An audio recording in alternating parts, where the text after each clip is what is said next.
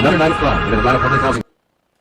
Yeah, hit that like, hit that subscribe, tap in. Let's get into it, family. All right. But this is the absolute truth, this second interview, right? The second interview is okay. We're done, man. It's that simple. And it was the same gentleman that took your statement that erased your original statement. Right. Okay. Thank you. I have nothing further. Anybody else? Sir Eduardo Flaures Nava. Absolutely. And is this a digital or an analog recorder? It's digital. And we all should know how recorders work, but how does your specific recorder work? It's about the size of a pack of gum. Both through Red Dog and Homicide, several. As I'm interviewing someone or witnesses especially, they would lie. I would have facts or have a feeling, not even knowing. You hear that, right? He was with Red Dog. You were an investigator for 17 years, I think you indicated? Yes, sir. During those 17 years of investigating crimes, during the course of your investigations, did you start an interview with a person and record it and then erase the recording? I've done that. How many times have you done that? Objection, Your Honor. Relevance. Oh, I'll sustain the objection. Okay. So you keep it in your record. At what point deleted any of those recordings? Objection, Your Honor. Asked and answered. I'll sustain the objection. All right. Have you ever been in a position where you took a statement from a witness, you recorded it, and then you decided you're going to delete it and not send it over to anyone? No. That would be wrong? Yes. Tell the jurors why that would be wrong. Because that's evidence. You're deleting evidence. It doesn't matter if that evidence showed that it meant nothing, but it was a part of your investigative file. If it is it a crime to delete evidence? I'm sure it is. Yes. Called obstruction of justice? Amongst other things. Tampering with evidence? And probably oath of office. Violation of oath of a police officer's office if an officer did that? Yes, sir. You hear that, right?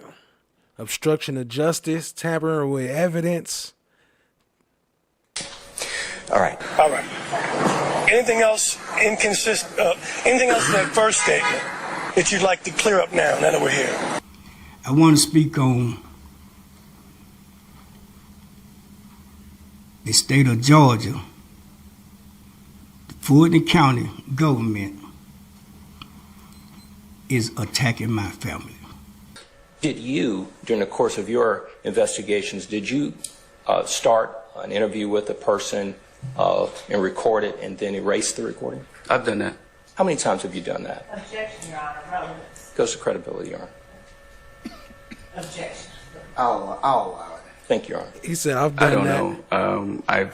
As I testified before, in context, many times I would have a tape recorder just running in my lapel, in my pocket, and knocking on doors. And again, as I'm interviewing someone or witnesses especially, they would lie.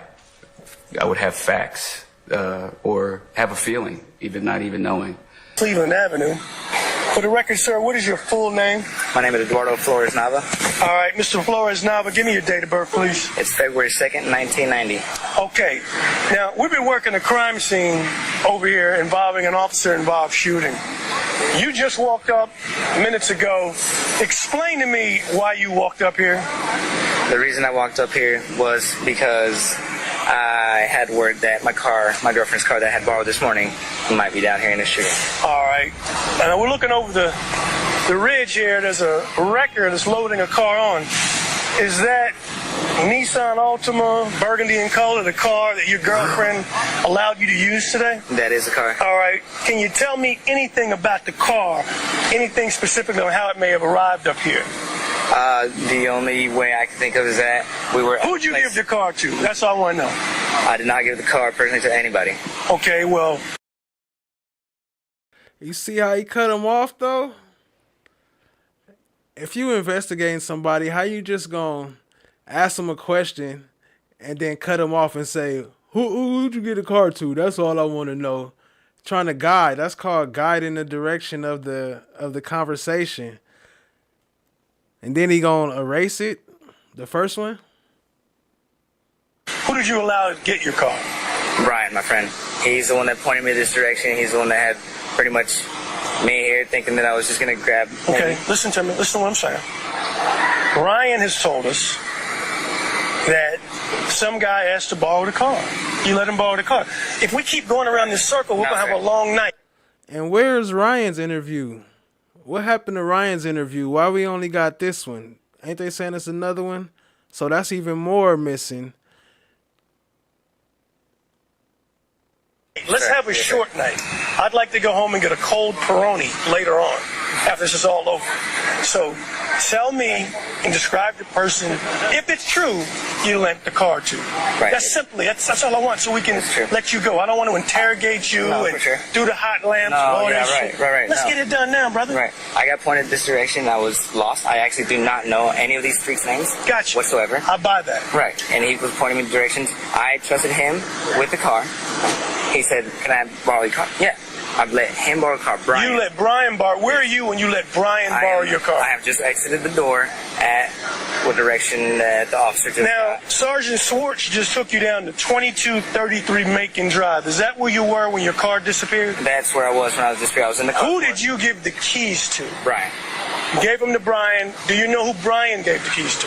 Brian handed them over. 4 people got in the car like this. Who's the guy you saw Brian give them to? I don't remember, sir. Can you describe them? him? Scattered. If it was any of the guys that I just described, it was the guy with the white T-shirt and the short hair. Was it short hair?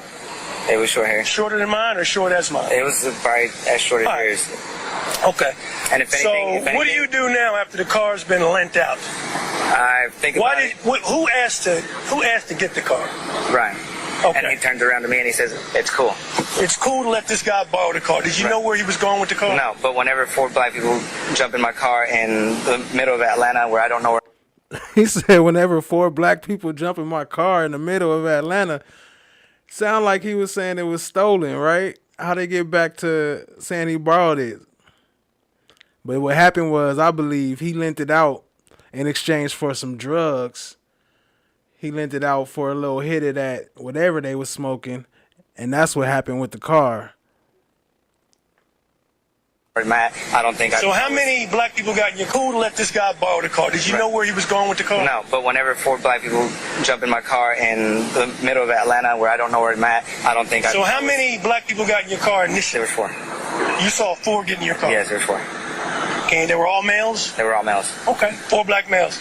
And you've described... And now at this point, whenever they're in my car, I'm not trying to say nothing. I'm not, because there's still some people at the house. I don't know where I'm at. Obviously, this guy knows his cat, and he's doing him a favor because he said he just needs a favor. He needs to go down to the store, do something. Do you know the guy he lent the car to? I have no idea. Have you ever been around him before? Never.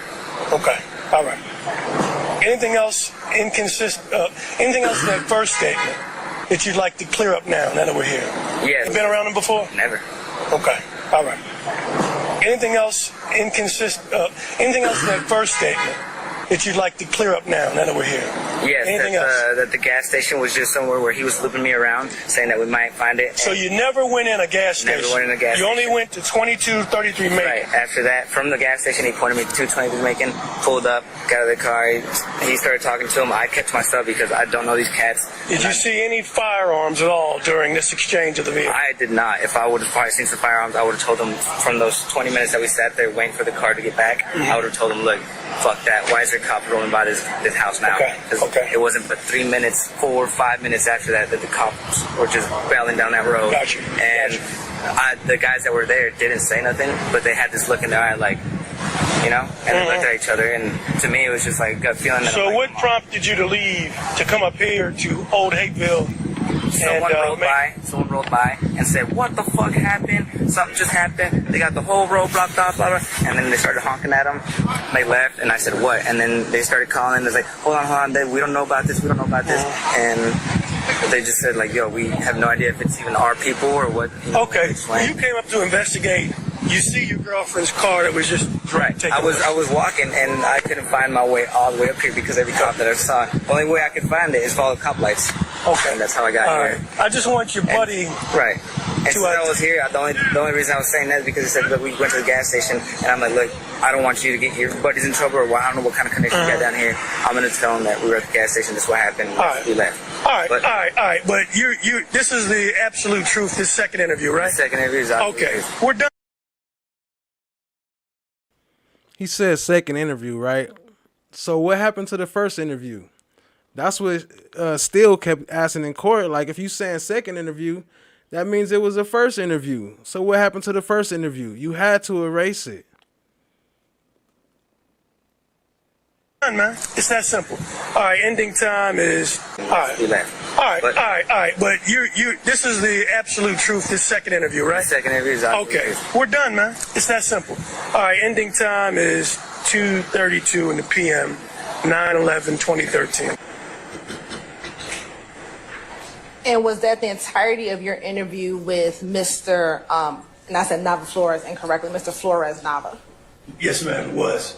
And after this interview with Mr. Flaures Nava, did you have any additional interviews?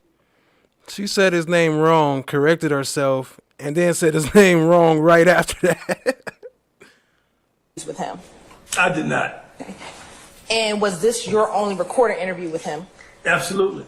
At any point, have you ever erased any part of this interview regarding Mr. Flaures Nava? Not at all. Now, I want to go back to State's Exhibit 159C.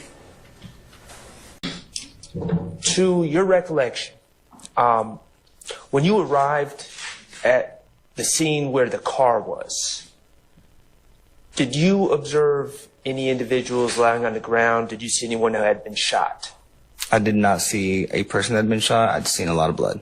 You saw blood. Was that by the car? It was by the car. Okay. How many, you said you spoke to law enforcement. Did you understand that person to be a detective or just a police officer? By the way. So this is Nava Flaures, for those who don't know. It's the one that was on the recording. They're dressed without a badge, or maybe he had a badge, just not visible, with a suit like yours. I thought he was a detective. So this gentleman was in a suit, and it was a male? Yes. Okay, and you only spoke to one police officer?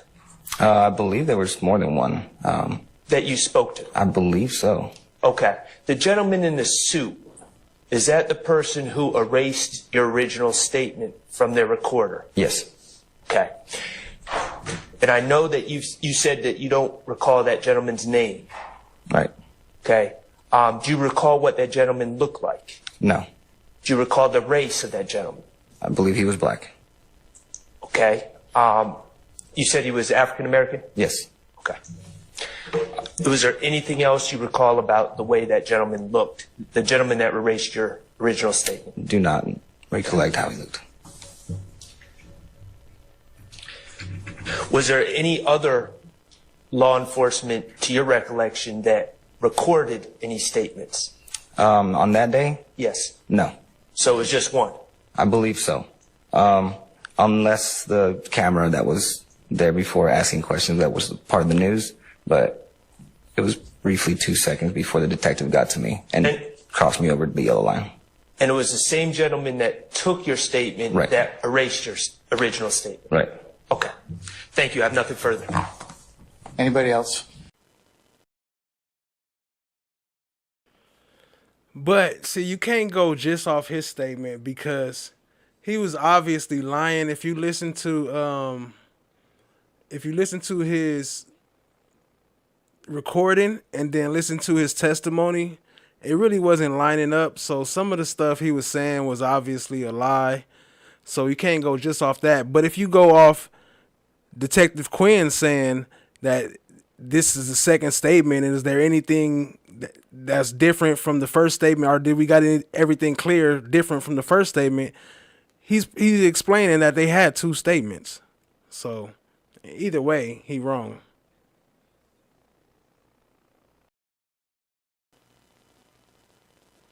Sir Eduardo Flaures Nava. Absolutely.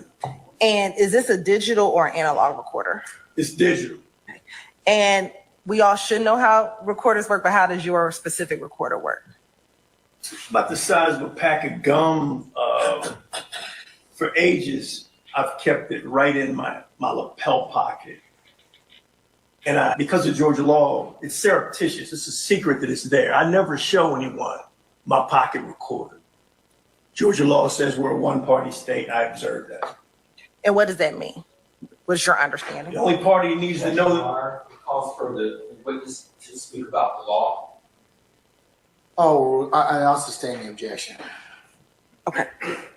So you keep it in your record. At what point, specifically with your interview with Flaures Nava, do you recall turning on your recorder?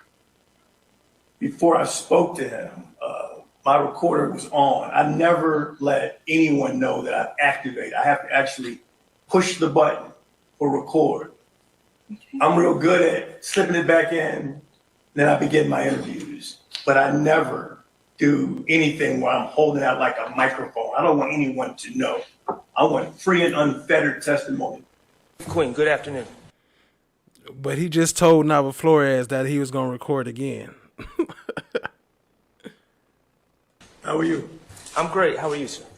Glad to be here. All right, excellent.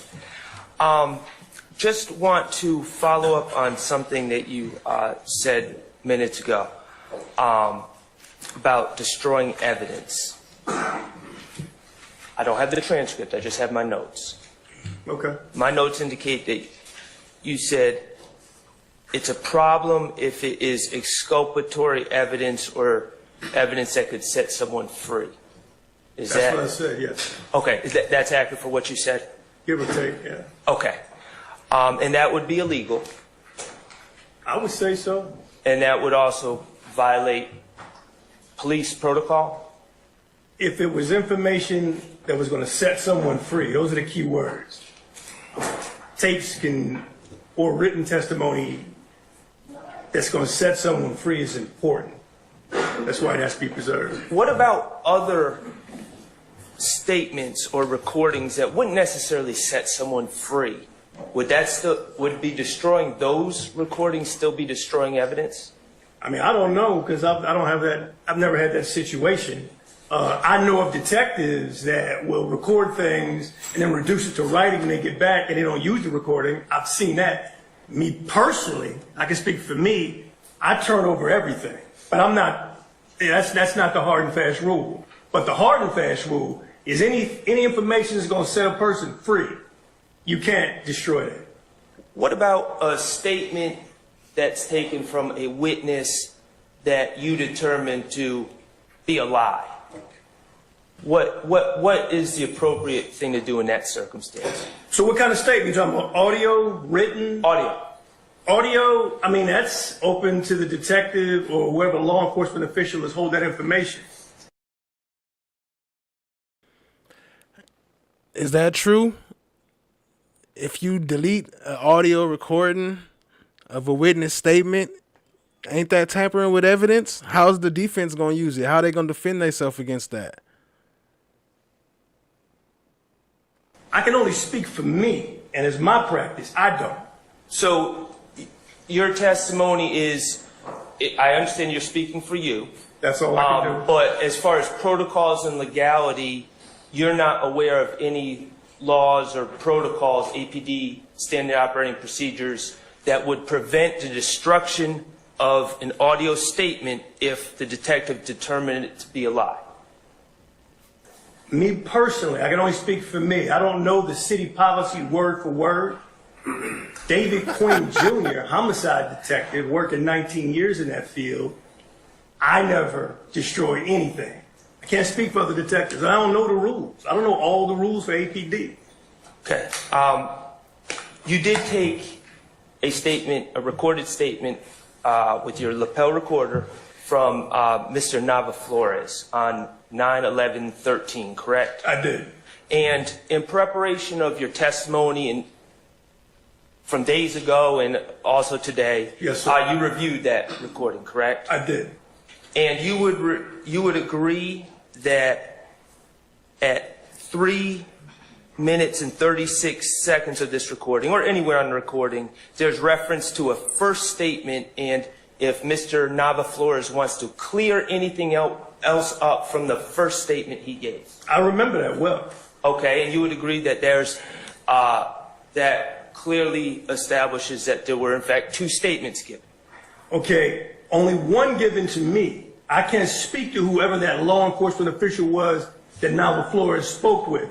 It was in the ether, and I didn't know who it was. And I'm going to get back to that, okay? He said it was in the ether. He didn't know who it was. But actually, if you listen to the interview too earlier, they said the name. I forget his name. I'm gonna play it in the later video. But his name was like Sanchez or something. But it's the cop that took him to the house.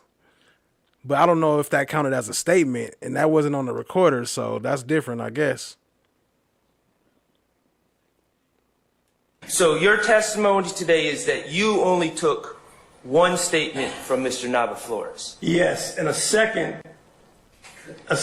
written breakdown of all the encounters with Nava Flaures, which was contained in my supplementals. Okay, and you're the lead investigator in this case, correct? I'm the quarterback, yeah. Quarterback. Buck stops with you. That's right. I throw the ball, but I can't catch it. Okay. And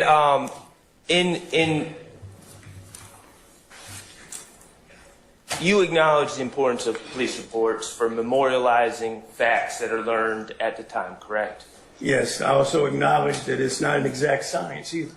And you also acknowledge that police reports are important when you're called to testify about things from 2013 and it's 2024. Absolutely. All right.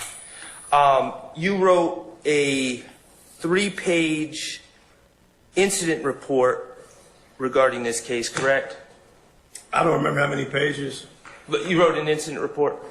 Okay. And then you also wrote a 47-page supplemental incident report outlining your investigation, correct? I did. Okay. She went from 3 to 47. First statement that Mr. Nava Flaures gave, I want to ask you as the quarterback, who did he give this statement to? I don't know. I mean, and I can go even further, is that there are a lot of players on the field. But when I heard from someone, some law enforcement, that it was going to be a reported stolen vehicle, which mucks up or throws a monkey wrench in my investigation. Who?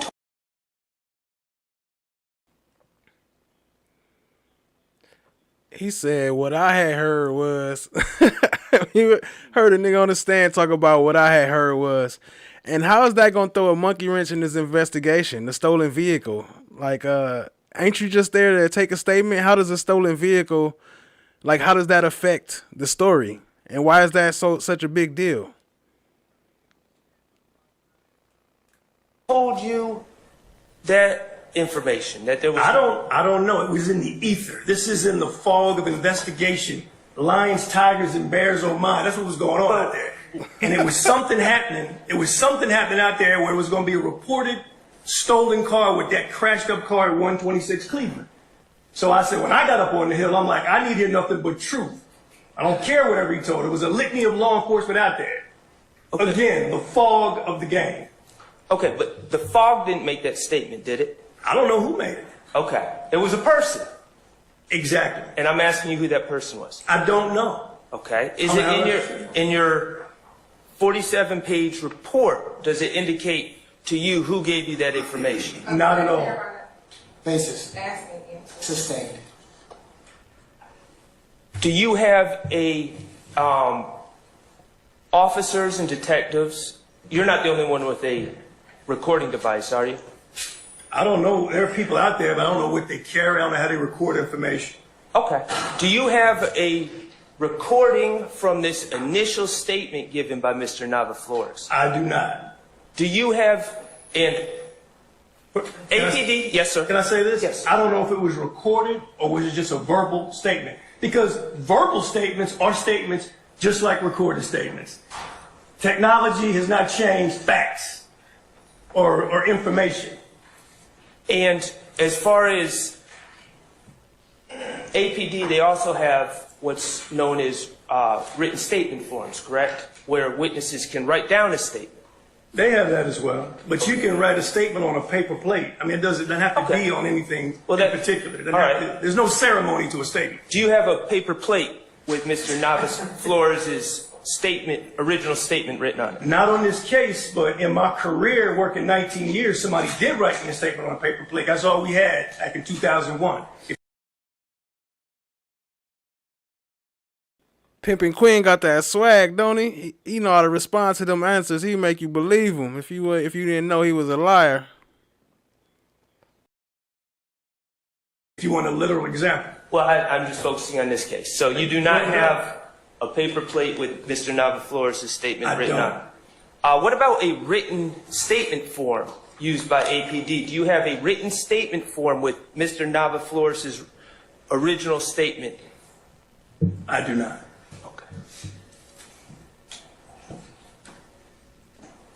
I'm going to change the subject. Courtney Bean, she's the wife of Adrian Bean, correct? That's correct. All right, and you were out there with, you were wearing a suit on 9/11/13? Yes. Okay, and you had that recorder in your lapel, correct? That very small bubblegum sized recorder?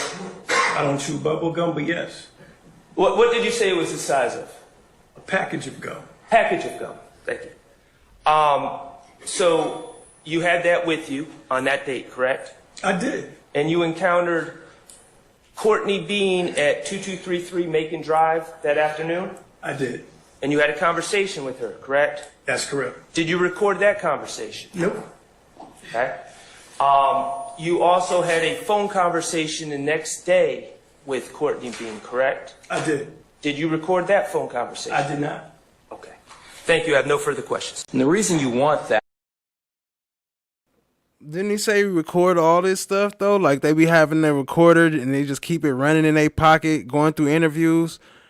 How come every time the state asks them for something that could probably help the state, it's not there? Ain't that Brady evidence? Violation of oath of office? That is because with Courtney Bean, correct? I did. Did you record that phone conversation? I did not. Okay. Thank you. I have no further questions. And the reason you want that is because when people give you a story or a statement, A, they could be telling the truth, correct? That's correct. B, they could be lying, correct? You're correct again. And C, it could be a little bit of both, right? Sometimes it works out that way. So when we're dealing with corroborative evidence, you want to know if they're eyewitnesses, right? I love eyewitnesses, yes. You love eyewitnesses because they are there and they can actually tell you what they saw, correct? Absolutely. They can tell you what they heard, right? Yes. But even though a witness, an eyewitness, tells you what they saw and what they heard, even an eyewitness can be mistaken, correct? That's been my experience. That's why corroborative evidence always is a good assistant.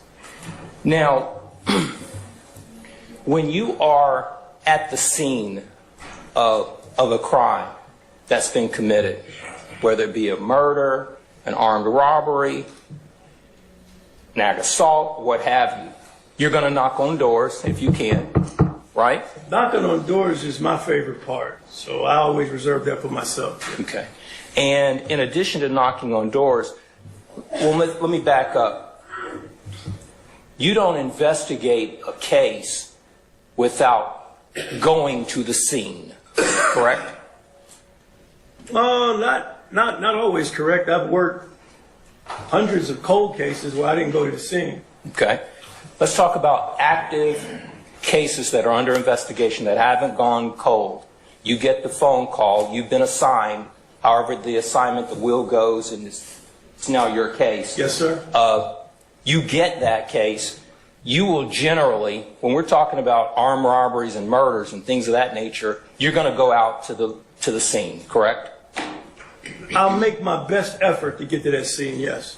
Being suspects and victims telling me what happened. And they'll tell you sometimes things that are inconsistent with what the alleged victim is saying happened, correct? What are we speaking of? Because my victims are all dead And again, act assault is not a crime, and armed robbery are crimes I normally investigate.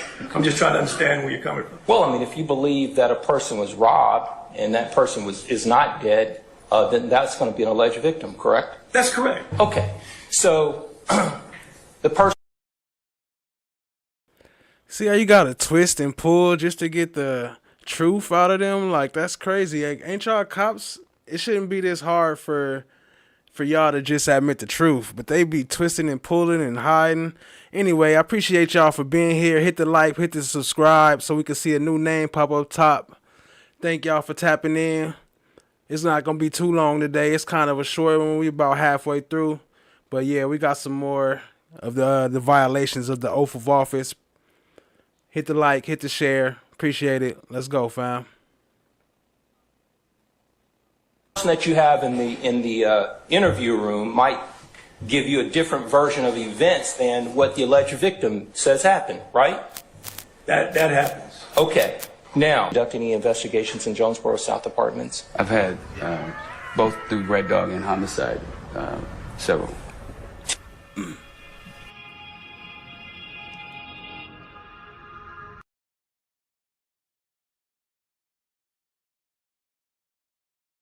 My bad, I was on mute. That's a key point right there. Y'all hear that though, right? Red Dog, huh?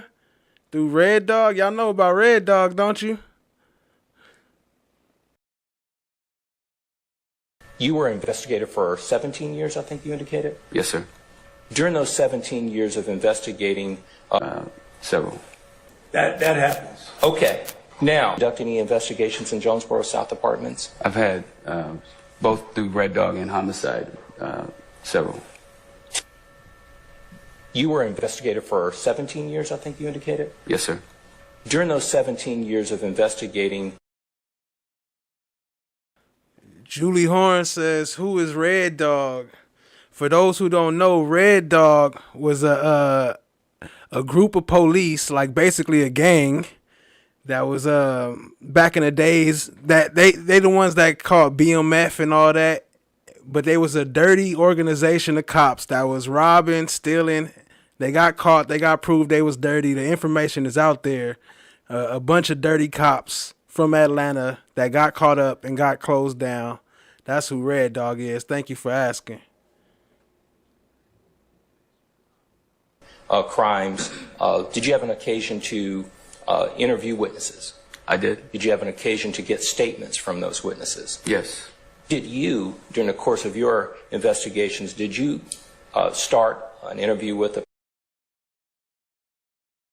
My bad to stop it again, but this is only part one, so I'm gonna break down more of that later. This one is just showing how they broke their oath of office from erasing that recording and erasing their recordings. And he said he been doing it his whole career, so they've been doing this their whole career, so they've been violating the whole time. So you could bring a lot of all your cases back. If you ever dealt with them, you could bring that back. And no problem, you're welcome. Person an occasion to get statements from those witnesses? Yes. Did you, during the course of your investigations, did you start an interview with a person and record it and then erase the recording? I've done that. How many times have you done that? Objection, Your Honor. Relevance. Goes to credibility, Your Honor. Objection. I'll allow it. Thank you, Your Honor. I don't know. As I testified before, in context, many times I would have a tape recorder just running in my lapel, in my pocket, and knocking on doors. And again, as I'm interviewing someone or witnesses especially, they would lie. I would have facts or have a feeling, even not even knowing. And then through the conversation, start over and say, okay, an official statement, and then speak on the official statement that what you told me before was untrue, and then record that statement and submit it. So you're using the term official statement. When does a statement become official to you? I think once we get down to them understanding that they have lied, if it's a lie, and we start getting to the facts of the statement, it's official. Much of the conversation many times is very superficial, leading up to the information that we want to ask them. Isn't it true, Investigator Velasquez, that a statement really doesn't become official to you until the things that are being said match with what you want it to be? Objection. Argumentative. I sustain the objection. When the information that a witness is disclosing to you does not line up with whatever your other course of your investigation or the information that you have, it's not official at that point, correct? It could be if that's their statement. If taking statements where clearly the person is lying and they're sticking to that story, and then that's what I'm left with. Okay. When you say clearly that person is lying, let's just be clear here. When an event happens, Investigator Velasquez, generally speaking, you don't see it happen, correct? Correct. Generally speaking, you're not there when it happens, right? I would agree, yeah. And the information that you're getting from these people out of these scenes and these investigations, it's information that they, a lot of times, either saw, correct? Yes. Heard, correct? Yes. And they're giving you what they believe or what they're telling you happened, right? Right. Now, so you don't know from one statement to another, in fact, that a person is, quote, lying, right? Not necessarily. Okay. Many times when you take statements, there's several people who may have observed the same thing. Okay. And especially if 2 people or 3 people are involved, if it's several witnesses that are part of a group. Okay. And one gives a statement that is in contradiction to the other, then there's a determination on who is telling someone's lying. Okay. So, can you direct the jury to anywhere in you're familiar with the Atlanta Police Department standard operating procedures? yes. And that is the guideline in the book that police officers, investigators, and law enforcement in general are governed by in terms of how to conduct their affairs as police officers, right? Yes. All right. Is there anywhere in the Atlanta Police Department standard operating procedures, because I've looked. Objection, Your Honor. I sustain it. Is there anywhere in those procedures where it says that it is? You see how quick he sustained that? She didn't even have to say nothing. She just said objection. I sustain. Okay, because I've looked. Objection, Your Honor. I sustain it. Is there anywhere in those procedures where it says that it is okay or appropriate to record then erase statements? I don't know. I would have to look through the standard operating procedures. There's probably volumes of documents that I would have to review. I just don't know the answer to that. Okay. And but for 17 years you operated under those particular guidelines, right? Yes. And would it surprise you that there's nowhere in the standard operating? I'm going to object. To Basis. I haven't finished my question. He is assuming that's not in evidence when he asks, would it surprise the witness? I sustain that as the form, sir. That one, he could have got that answer off, but she was right with that objection because he said, would it surprise you? That's kind of a bad question. Do you know that there is no area in the SOPs that discuss? I'm going to object yet again for the same reason. Same question.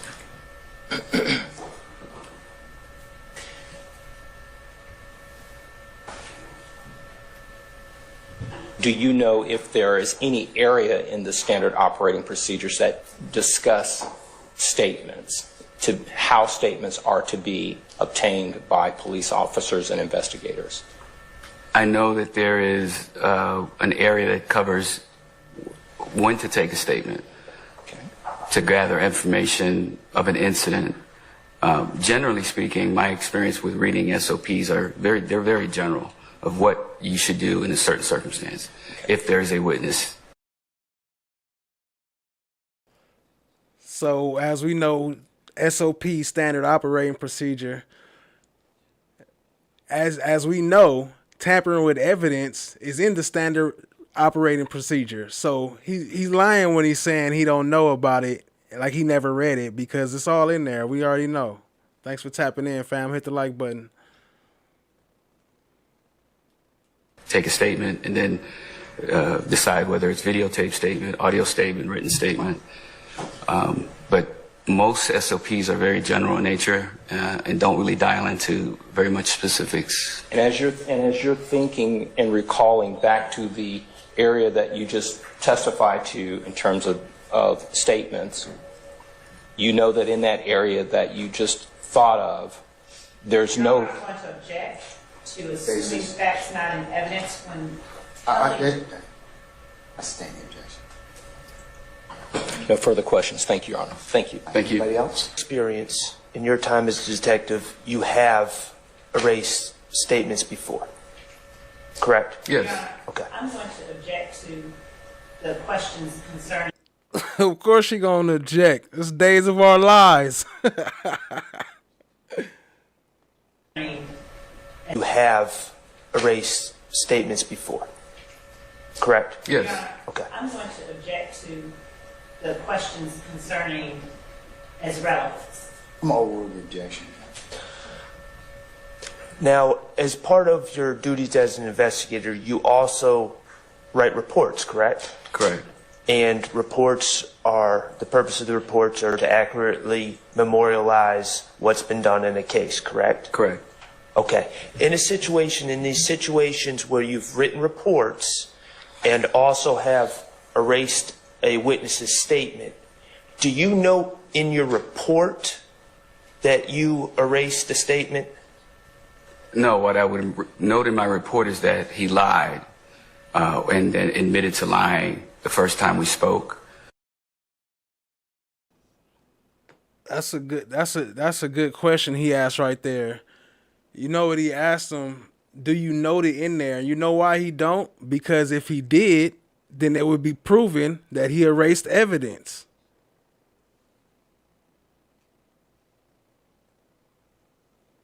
Or in his first statement. And I think it's assumed that it's not available for review because now we then sit down and start talking about the facts of the case. Okay, so when in your reports, you would make some indication that a previous statement was made. Correct. And if it was obviously a lie, I would indicate in my report that that person was untruthful in our initial encounter, and then subsequently another statement was made and it was memorialized and included in the file. Understood. You know what discovery is, correct? I do. Okay, and you're aware that the police reports that you write are eventually passed along to defense attorneys, correct? Correct. And you're aware that statements that are recorded are eventually passed out over to defense attorneys as part of discovery, correct? Yes. Okay. You would agree that it's important to know what witnesses say? Yes. Okay. In the event of you personally erasing statements, the defense attorneys would have an opportunity to view your report, correct? Yes. And see that there was initially a lie. I'm sorry. There was initially a lie told, correct? Correct. Based on your belief that it was a lie. Or my belief that the person I'm speaking to admitted that they lied. Okay, fair enough. You would agree, though, through discovery that that erased statement is no longer available to the defense attorneys, correct? Well, it is because it's memorialized in the report. Do you give quotes in your reports about what was said in the erased statement? I could, depending on, the situation. If it was specific to, like, as an example, the color of a car or a time of day that may be relevant. If that was the lie, I would quote that. And why would you quote that? Because it would be relevant. It would be relevant. That would be the lie. Right, and it would be relevant and important for defense attorneys to know what was said, even in the lie? I don't know. I mean, I think my obligation would be to memorialize it and turn it over to the DA's office, and the legal ease that happens between both sides. I think that's beyond my interpretation.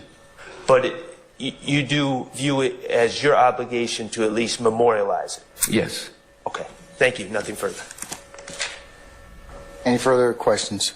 You get confused, you may not see what you see, or you may see it perfectly. It depends on the person. Is that fair to say? Objection, Your Honor, vague. A standing question. Okay. When you take statements from a witness or a potential witness, sometimes that witness, although trying to give you the best information they can, sometimes their recollection may not be the same as recollection for other people. Is that fair to say? Objection, Your Honor. Compound question. See how the state be on them? The state don't be playing. He be like, boy, I'm objecting to everything, just in case. Most of it be bullshit. The judge be letting in half of it. But we already know it be bull, though.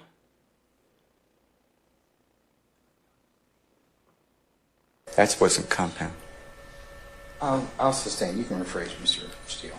Have you ever interviewed a witness where they said something in contradiction or conflict with, let's say, another witness? Yes. Okay. And that doesn't mean that the witness is lying. Like, when I say lying, I mean intentionally fabricating. The witness may just have a different perception. Is that fair to say? Objection, Your Honor. I'll rule the objection. Yes. And therefore, somebody in your position who has dedicated themselves to understanding, learning, and then teaching, you want to get as much information as possible from all sources to ensure, as best you can, that all information can one day be delivered potentially to a jury. Is that fair to say? Yes, sir. And amongst that, we have tools that are used to analyze evidence. Is that correct? I have no idea what you were talking about. Okay. Photographs. Oh, you mean demonstratives? Sure. Yes. Okay. Yes, thank you.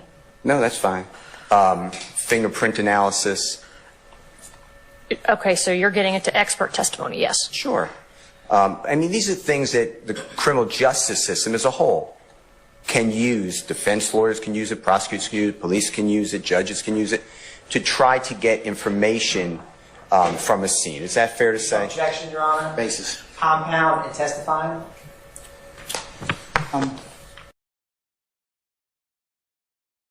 They got them random ones they just use for everything. They just throw it out there. Compound.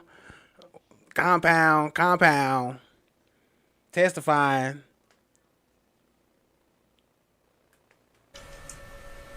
All out, sir. Is that fair to say? Yes, sir. And you said, I think you articulated at the beginning, some of your background, I'm not saying it's all of it, but you studied under the DEA, fair to say? I took an investigative class with the DEA. FBI. Took a street survival investigative class with the FBI. GBI. Investigative class with the GBI. And you're with APD. Yes, sir. And APD, for the ladies and gentlemen of the jury, they probably know, but Atlanta Police Department. Yes, sir. Okay. And when you're processing a crime scene, you are potentially collecting evidence, or hopefully collecting evidence. Is that fair to say? Yes, sir. And the reason we do that, or you do that, is so you can bring to life to the jury, for the court, for the prosecutors, for the lawyers, for the witnesses who weren't there, you could bring what you saw or what you memorialized. Fair to say? Yes. Okay. Now, you said the motto I think I got this right. But the motto is of the Atlanta Police Department something to... Oh, I never said it was the motto of the Atlanta Police Department. Okay, well, I'm glad you said that. Your motto is we'd rather have the information and not need it than not have it. That's not what I said. What did you say? I said we'd rather have it, not need it, than need it and not have it. Okay, I apologize for misquoting you. And the point that you made is if we are more inclusive with our information, the better the results could be later, potentially. No. What did you mean by it? That we take every piece. I was talking about crime scene specifically. We try to take as much evidence as we can from the scene. Whether or not it turns out to be evidence or not, at least we had it and we can determine later on, or the lead detective can determine later on if it's of evidentiary value. The lead detective, the one that be erasing his recordings, it's up to him. I didn't know much information going into the scene. I was just asked to come and process the scene. Understood, and thank you for clarifying that. Now, does that include taking witness statements? Do you ever take a witness statement on a recording? Yes, but on this day, I do not take any witness statements. My sole objective was to process the crime scene. Understood. But in general, have you taken witness statements on a recording? That are recorded? Yes. Absolutely. Have you done it where you have the witness write out a statement, then verify that's what they said and they sign it? Oh, I haven't done that in probably over 12 years. Okay. Recording's the way to go? Yes. Okay. Have you ever been in a position where you took a statement from a witness, you recorded it, and then you decided you're going to delete it and not send it over to anyone? No. That would be wrong? Yes. Tell the jurors why that would be wrong. Because that's evidence. You're deleting evidence. It doesn't matter if that evidence showed that it meant nothing, but it was a part of your investigative file. If it is it a crime to delete evidence? I'm sure it is. Yes. Called obstruction of justice? Amongst other things. Tampering with evidence? And probably oath of office. Violation of oath of a police officer's office if the officer did that? Yes, sir. Okay. All right.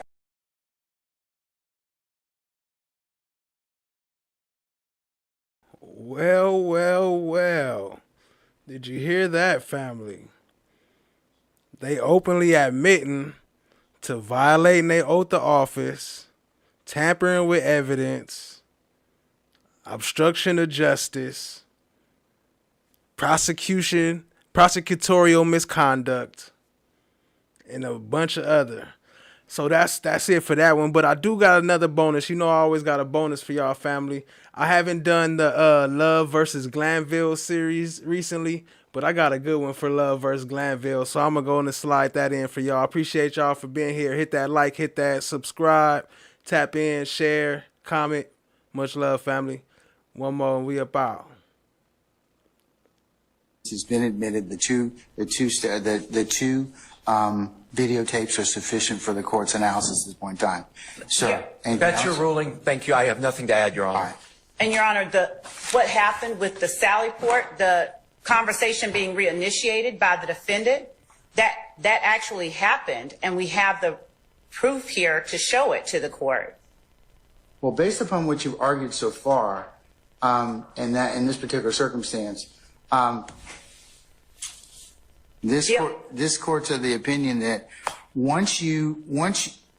it's like this.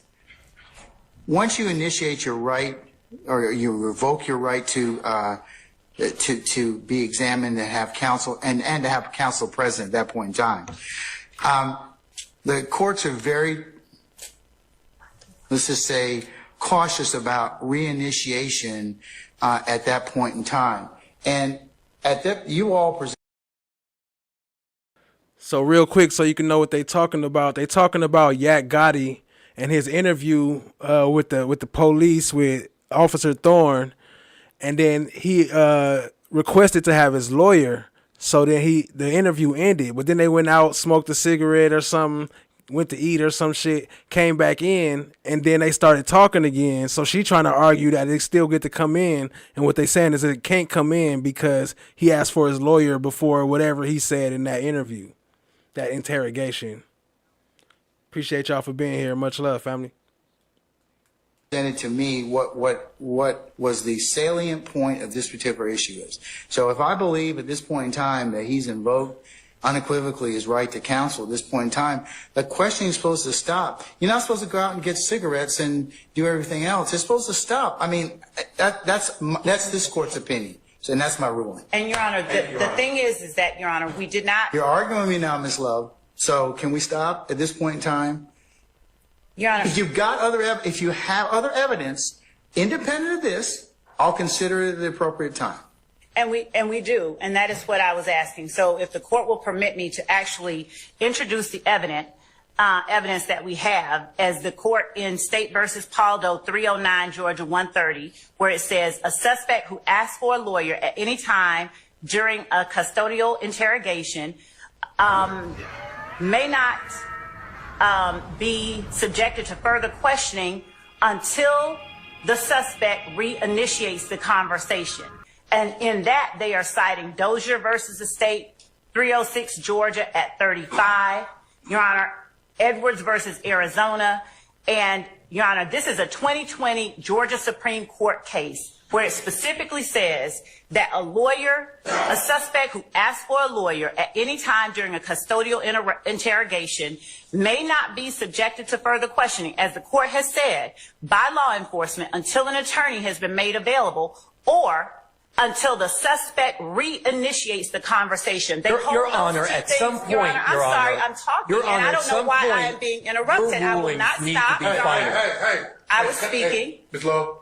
Y'all got. I'm sorry, I was speaking. Both y'all can't talk at the same time. I know, I was speaking, and I expect you to allow me to speak when I'm speaking. Hey, both of you all need to just take it down a notch. And so, Your Honor, if I may finish, because I was the one speaking before Mr. Weinstein interrupted. But you continually engage in this pattern of behavior, Ms.love. You don't want to accept my ruling. Your Honor, and I know you're being an advocate, but at some point, stop. Just stop. I made my ruling. Good, bad, or indifferent to you. You're going to win some, you're going to lose some. I do accept that fact. Okay, no, you don't. No, you don't. Your Honor, we have just not been able to present the evidence. No, you don't. I get it. And if you have an independent basis to introduce statements that may not, or that may be not subject to the fruit of the poisonous tree, or any other thing, or any other issue related to evidence that may have flown out of this particular interview, then I'll hear it at that point in time. When the court says independent basis, does the court mean outside of that video? Because we do have that. Yeah, if it's not tied to the statement, of course you can introduce it. Yeah. I mean, as long as you have some independent basis, right? If you didn't get it from his particular statement. But Your Honor, that's the point that we have the witness here, that we brought the witness here. And had him cancel medical appointments to testify to the court about. We brought the witness here. I made a ruling. That has nothing to do with it. She said we brought the witness and had him cancel medical appointments to testify.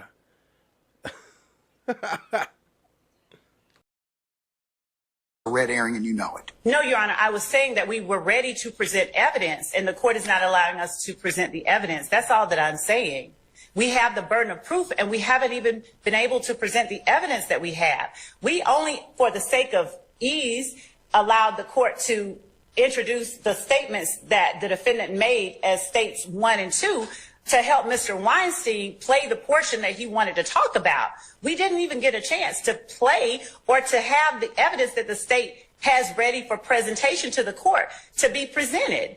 We should be entitled to present the evidence so that the court actually has the circumstances and does not have speculation or conjecture as to what happened when the Georgia Supreme Court has clearly said, just as clearly as an attorney being present is required before you consider the statement once he's invoked, the court has as clearly said, if he reinitiates, then that statement can be considered. It does not use them like maybe. It says, if this or that, then the statement can be considered, unless it should be suppressed for another reason. And that case, Paul Doe, is as recent as 4 years ago. And I'm not just doing this for the sake of engaging in a pattern of behavior, Your Honor.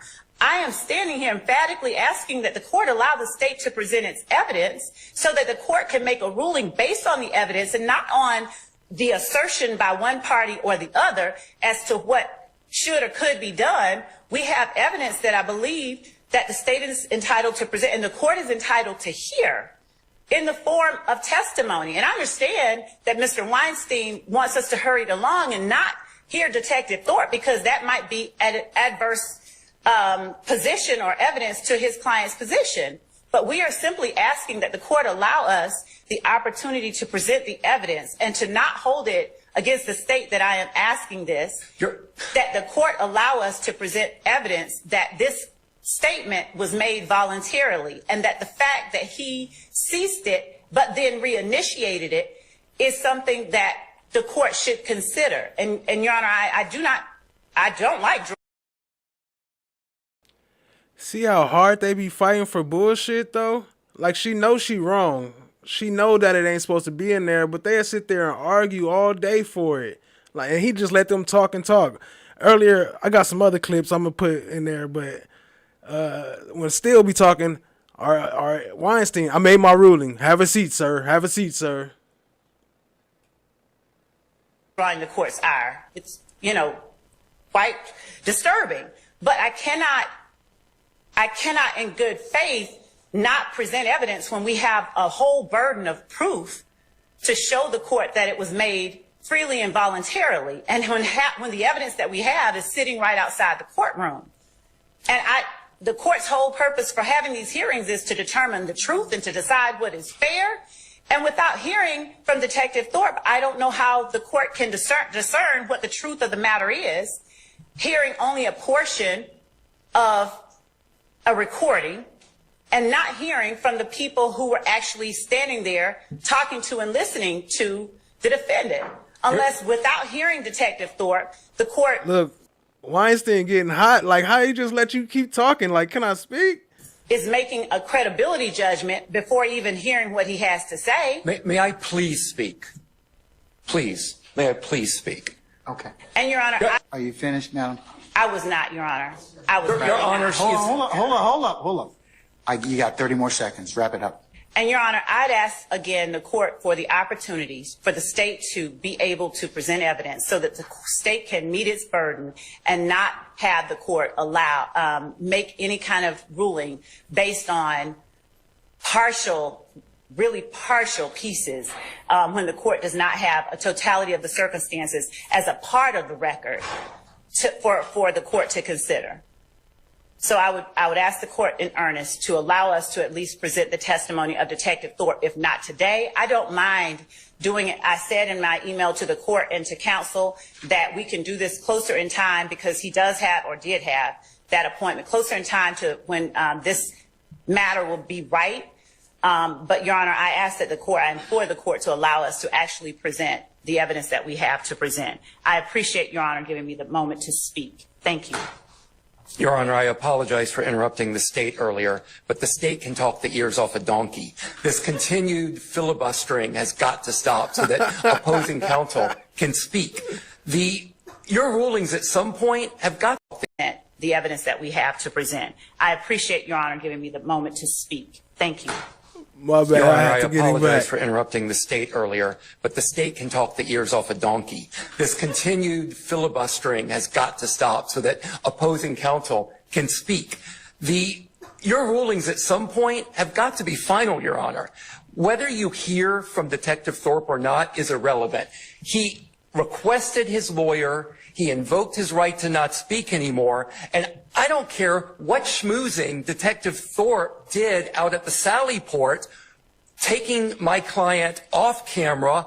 I don't know what went on down there. I don't know what self-serving Well, I have some idea. I don't know what self-serving statement Detective Thorpe could possibly give to this court that would cause the court to change their order. This continued going back whenever the state loses in this case has got to stop at some point, Your Honor. Thank you.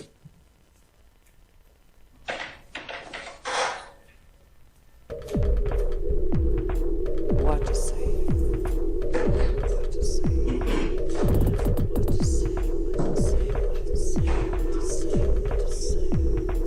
What to say? He don't know what to say. He know you wrong for that, man. Anyway, I appreciate y'all for being here. Much love. Tap in.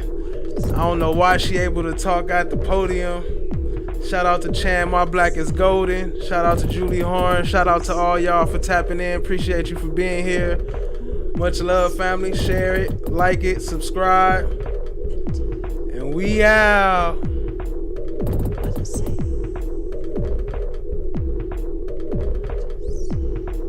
What to say?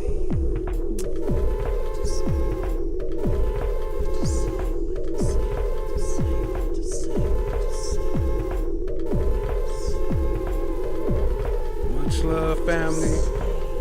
Thank y'all for tapping in. Share it with a friend.